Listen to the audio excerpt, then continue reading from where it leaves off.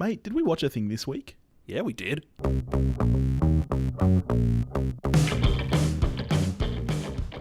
What up, world? It's your boy, Billy. And someone not pretending to not be a white man, Topher. What's going on, buddy?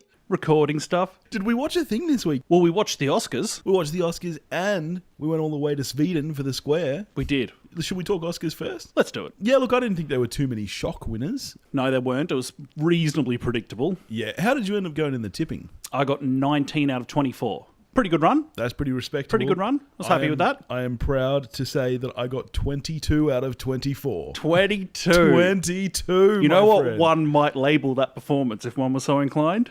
That is stonkingly good, Billy. Everybody drink. If Topher says stonkingly, you take a drink. Yes, that's right, 22. So what did you get wrong? The two I got wrong, documentary short. That's a lottery. That was a guess. That was just a guess. And ashamed to say it, visual effects, which is supposed to be my wheelhouse, got it wrong. I was sure it was going to them apes. So was I. It was maybe my biggest thrill of the night. Okay, sorry, second biggest thrill of the night. Because just anything good happening to Blade Runner 2049, I was all for. I was like, woo! Which I 100% have to see. I really do have to see My it. Blu-ray copy of it is, what is it, 1.5 meters from you? It is. Currently. I might take that home with me. And look, I guess, as we've said so many times, cinematography is more than just camera work. It makes sense to me that Blade Runner would get both cinematography and visual effects, because especially in a movie like that, those things are so closely linked. Yeah, actually, the melding of effects and the actual practical work done by Deakins and the crew on that film is, as you'll find out when you get around to watching it, it's amazing. Yeah, so it 100% makes sense to me that it won, and I'm happy it did. And my biggest thrill of the night was when Deakins picked up his first Oscar. And it was a really nice moment. Like, standing ovation. Everyone in the room was like, thank God. He gave, I thought, one of the nicest speeches of the night, to be honest, when he got up and he really thanked his team, and he made a point that this is, he's been around, he's worked for a long time, but it's all about a great team. And, for a DP, that's true, man. Like, it's a huge team effort. So I thought that was really nice. Yes, all glory to Deakins. Touching on speeches, and what were your thoughts on the overall night itself? I found it pretty enjoyable. Like, yeah. I'm a long-time sucker for the Oscars. I love it. Yeah. And I found this one an enjoyable watch. Yeah, I thought Kimmel was good. I thought he did a good job. I thought Kumail Nanjiani stole the show. Man. Anytime he was on, I thought he absolutely stole the show. Dude, Kumail should host, because he is a legend. He was great, I thought. I could have done with... Obviously, I understand it. There's some important stuff going on at the moment, but I could have done with a few more jokes and a little less preaching. I think for most of the part, the balance was pretty good. But I think by the end of the 2.5 hours, you're a little bit like, okay, we get it. There are more important things going on. But I still could have done with a little bit more fun infused into the ceremony. I thought they got the balance right, to be honest. It's Hollywood's showpiece event. Yeah. So they can't ignore... Oh, they can't ignore what's going on. No, of course not. It would be silly to think that they could. And you can't give it a token amount of time. So I thought I thought it was pretty good. Yeah, cool. All in all, not too many surprises, really. I think, so many of this year felt like total locks to me. Like, I don't think there was any mystery in any of the acting categories. Would Absolutely you say the same not. thing? Yeah, for sure. They were all locked up weeks and weeks ago. Yeah. What were the 5 that you ended up getting wrong? Were they mainly your lotto bags? Sort of. So both documentaries I didn't get. Yeah. I didn't get live action short. I didn't get visual effects, same as you. And in the end, on the kind of coin toss that I did with original screenplay, I went with the wordier 3 Billboards. Ah, gotcha. But I was absolutely thrilled. I was stoked that Get Out got it. That was great.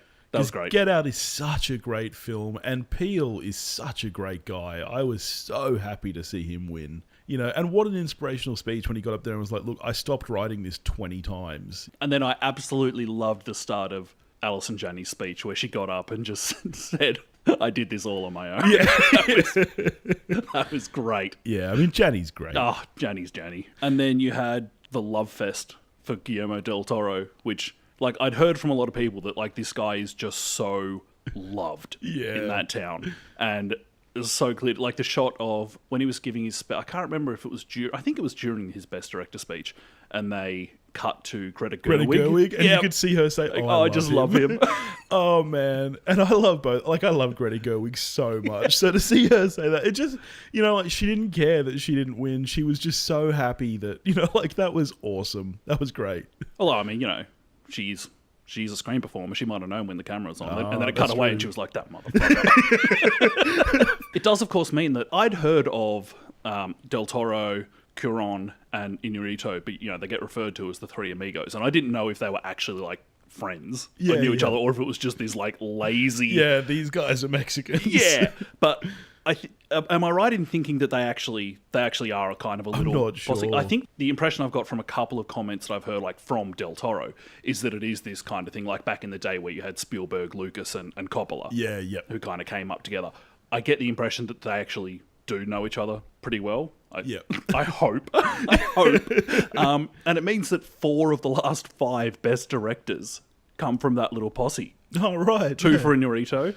Yeah. Cuarón for Gravity and Del Toro for Shape of Water. There you go. So where are you, happiness-wise, where are you at with Best Picture? I'm stoked. I loved Shape of Water. It was my pick, so I thought it was going to win. Now, when we did our Oscars preview, I changed my mind. You didn't think that Shape was really there. Didn't. So what happened? Yeah, so I flipped just in the last couple of days. When I say I got 22 out of 24 right, this was the ballot that I filled out almost immediately before the Oscars. So I posted that on Twitter. It must have been 2 days before. And yeah, my mind flipped a couple of times. I ended up filling out 3 different ballots for different tipping contests. One of them I got like 19. A Chicago pollster. Yeah. So one of them I got 19 because this is a stupid thing. It was all the lotto ones that I didn't fill out the same on each ballot. Yeah. So when I say 22, I got lucky. Your best with that ballot. My best ballot was 22. One of them I got 19. You've got a future in politics, my friend.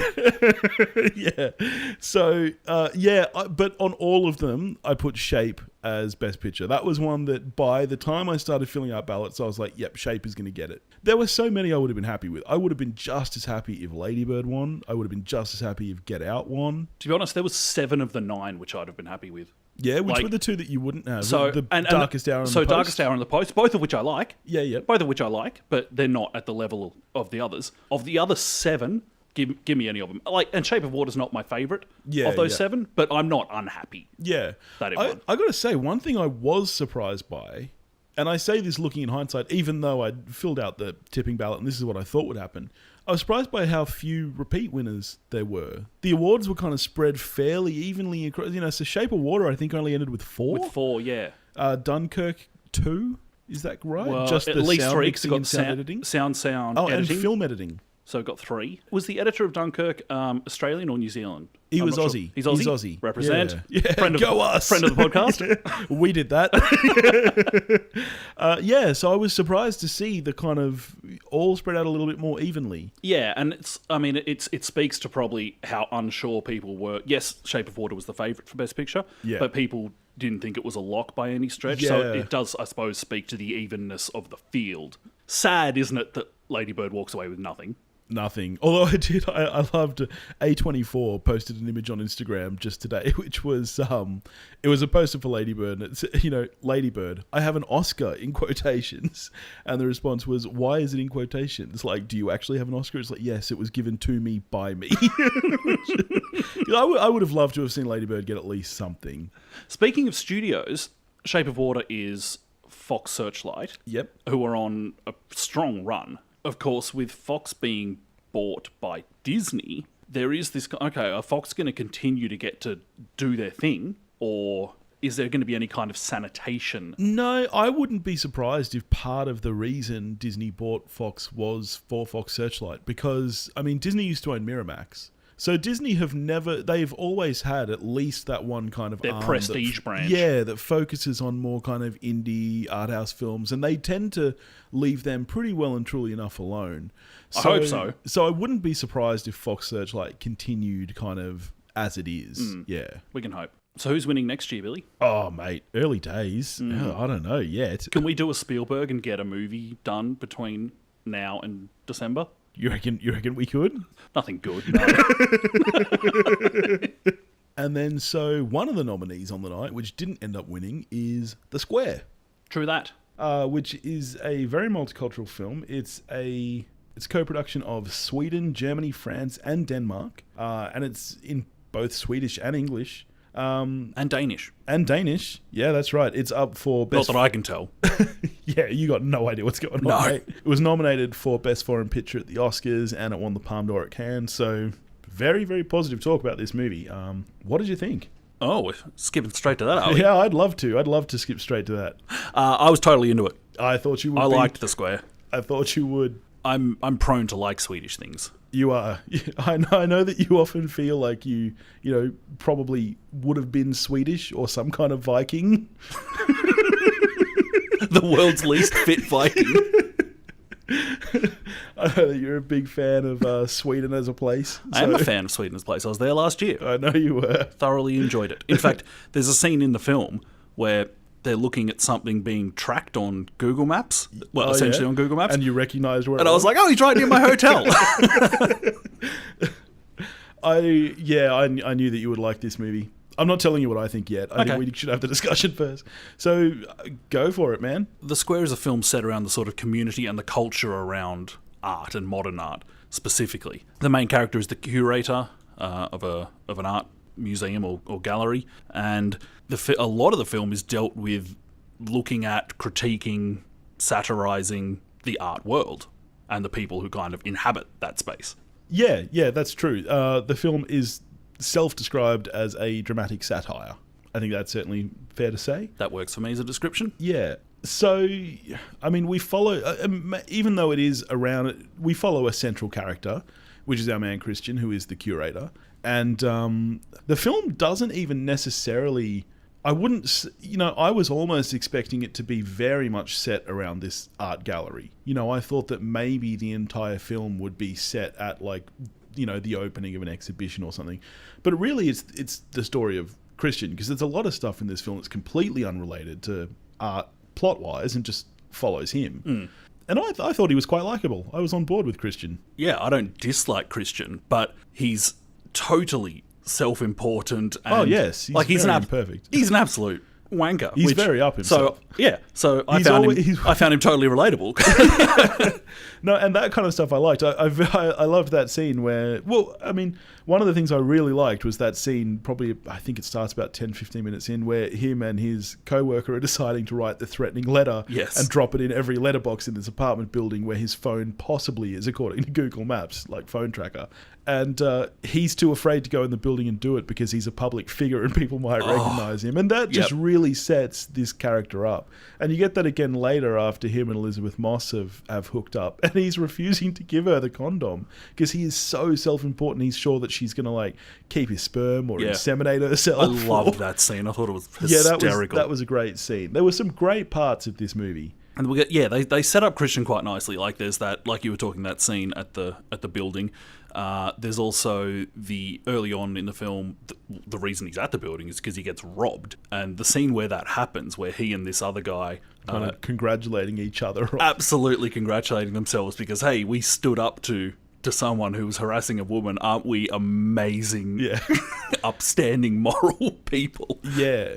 But and that very much contrasts with, literally seconds before that happens, he's walking past a homeless person and there's this woman standing out I don't know whether she's raising money, saying, do you want to save a life today? And everyone, including Christian, just walks right past her. It is this comment on we're all very happy to congratulate ourselves and stuff when we do something great, but no one is willing to go out of their way to do something to help another person. And that's one of the huge themes of the movie. Yeah, I think the biggest takeaway from the film, because it touches on a bunch of different things. Yeah, which is one of my critiques of the movie, is that there is too much in there. But for me, the biggest thing is the bystander effect. Yeah. And the fact that humans really are a herd animal, and that so long as we're not, so long as the danger isn't really coming to us, and if we're okay, more often than not, we're happy enough to just keep moving. As much as we might like to think that, absolutely, I do the right thing.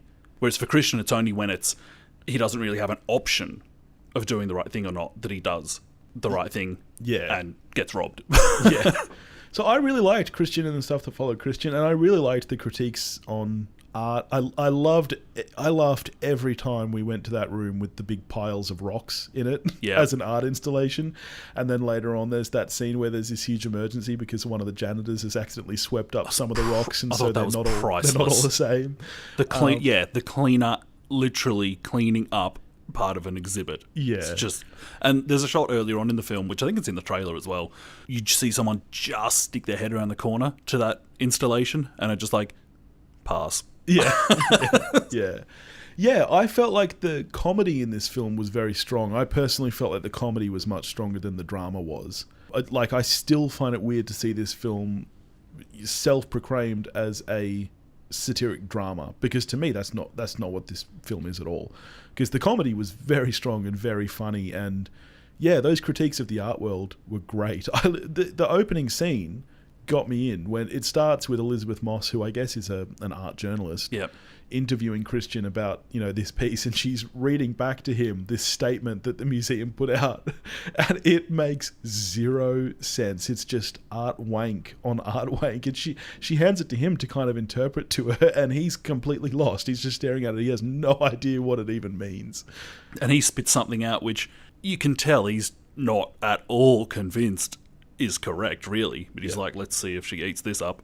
But I really like the comedy in it. Like some of the moments where they're going off to where they do the letter drop, and old mate's in the back of one of Christian's employees is in the back of his car, and he yells, they've got this music pumping, and he's like, yes, we're out for justice in a Tesla.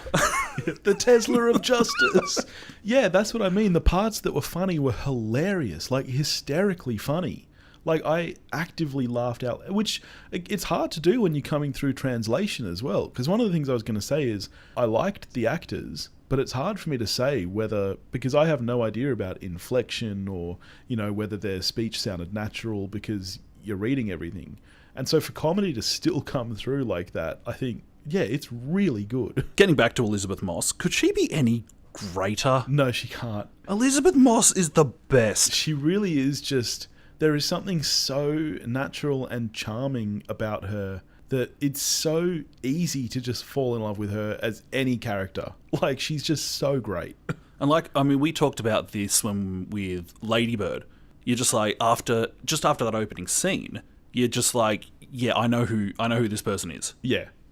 And you want more of her. I would have loved to have had more of her in this film. The bits she is in is great, but yeah, I just wanted more of her. Yeah, her scenes with Christian throughout the film, and there's probably only she's a really minimal character, to be honest. Yeah, they're so good. Elsewhere in the film, we have there's a performance artist in the film. Yes, who we see on video screens kind of earlier in the film, and then we finally see him later in the film. And if you've seen the trailer for the film, it's the guy who's the ape man in this big fancy dinner. I remember seeing the trailer for the film and thinking to myself, I know that guy from somewhere. Thankfully, it didn't take me long. It didn't aggravate me for too long. That it's the guy, I knew him from the extra features on The Hobbit.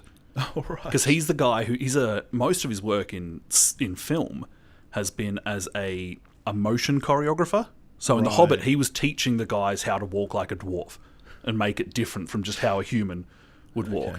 And I think he taught people movement for the recent Planet of the Apes films, and he actually was Kong in Kong Skull Island. All right. So is he Swedish? No, he's American, I think. Right, because you never hear him speak. No.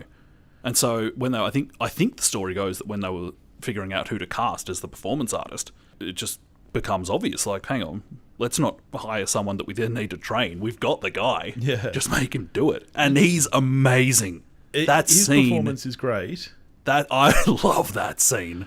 I liked it, but one of my problems with this movie is for me, it's too long. And that scene, its point is to be uncomfortable. It's like watching an episode of The Office. Like, it's meant to make you cringe, but I mean, it's unrelenting. Like, and I could have done with just a little bit less. It is great. Yeah, I don't think you can do that quickly though.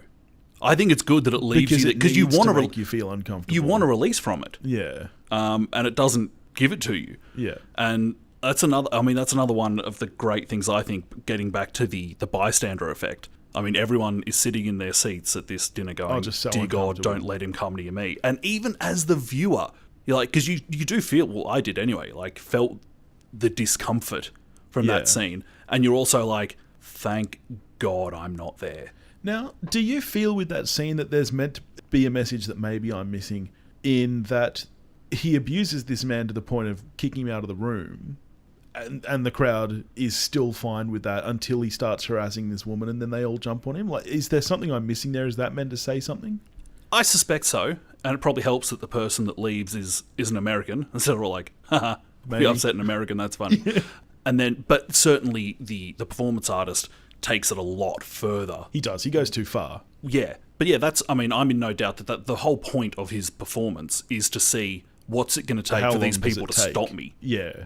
And it is interesting. You know, there's times when we saw him on video, I was convinced that was Jim Carrey. I had said that to I'm like, oh my God, that's Jim Carrey. Jim Carrey's in this movie. And then when he came out as the Ape-Man, I'm like, oh no, that's not Jim Carrey. But it looked a lot like him. If you say so.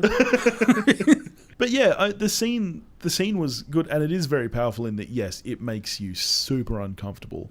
But I guess just for me personally, I could have done with less of that, because I was like, oh Jesus, just please. Another one of the kind of comments in the film that I quite enjoyed was the whole viral video.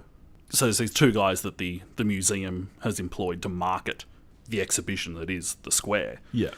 When they're talking about how they're going to get people, how do we cut through? How do we get people to really click on this? And it's a kind of, by whatever means necessary type thing, whatever clickbaity type thing it's going to take to do it. And you're sitting there going, oh God, like, really?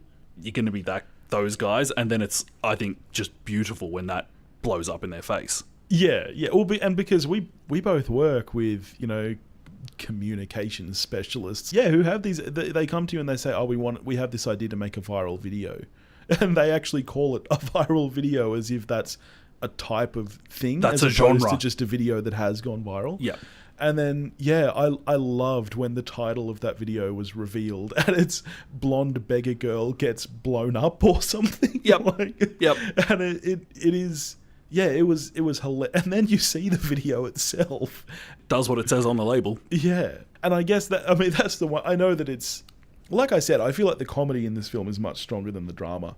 I find it hard to believe that a video of that caliber, which is so unrealistic, would actually cause a stir in the community. I could see that happening. You could? Yeah.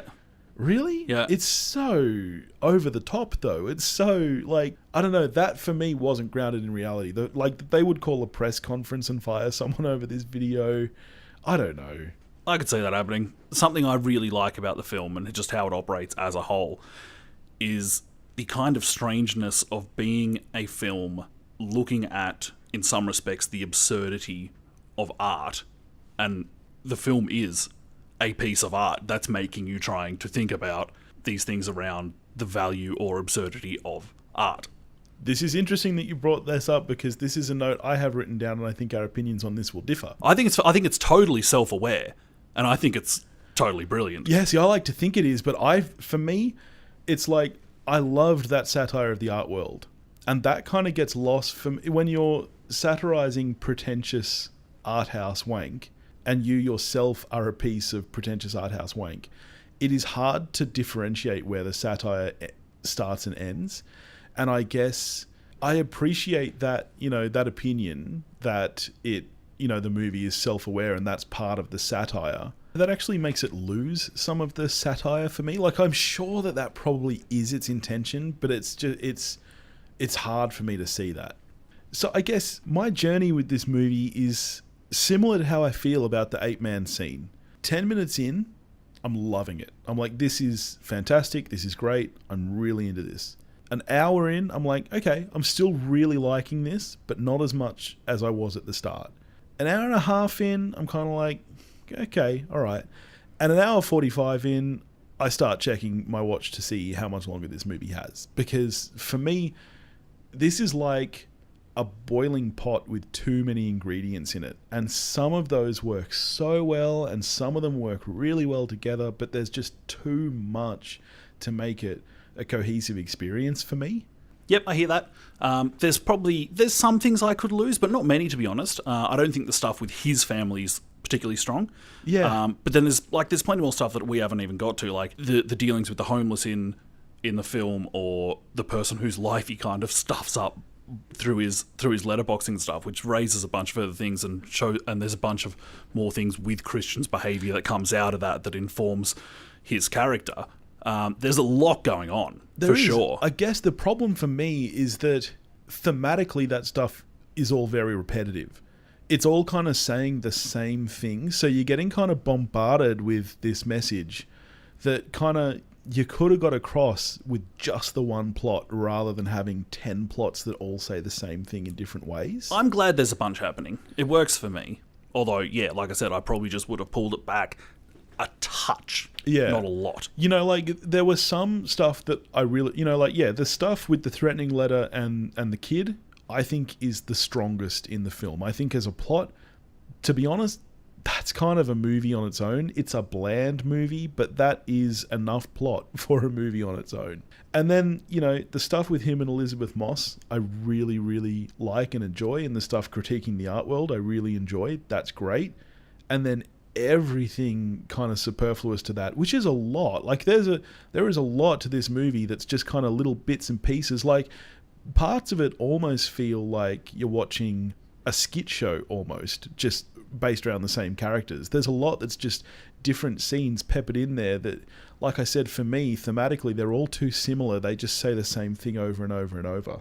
Yeah, so, I mean, there's characters in the film, like, if you look at the employees of the museum, there's characters you could get rid of from this film and it wouldn't really affect the story of the film. But I'm really happy that all the little experiences we get from all these people are in there. The whole thing together works for me. Often we speak about films that aren't for everyone. Yeah.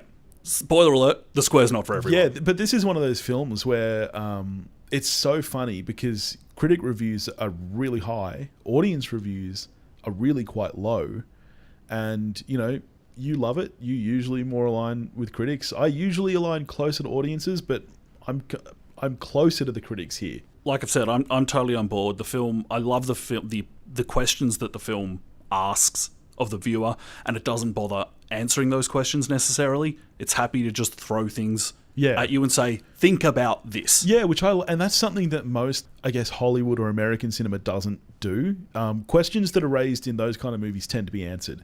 And I love different movies where, they just raise questions and they just let you sit with it and think about your perspective and your ideas on it. Yeah, really enjoyable. For me, I'm giving it 8 out of 10. I'm going with a 7. So, like we said earlier, there's a bunch more in this film we haven't got to, because to break down everything would take a very long time. So, if it sounds interesting to you, then if you go and watch it, there's more there for you to kind of explore and think about. Yeah, this is one of those movies that I'm going to say, you should go watch, definitely. Gets a tick from wewatchedathing. Sure does, mate. What are we watching next week? You tell me. Next week is your birthday, so I've organised a special birthday treat. We are going to go and watch Tomb Raider. Oh, I'm sick. Oh, that's a shame. Sick with excitement for Tomb Raider. God. Video game movies. Mate, you might love it. Is there a more predictably terrible set of films than films set around video games? Now you've actually got me thinking. I don't know if that was actually intended to be a question, but I'm going to think on that. Mate, you're sick with excitement. You thought Red Sparrow was going to be crap and you enjoyed that. And I thought it was middling.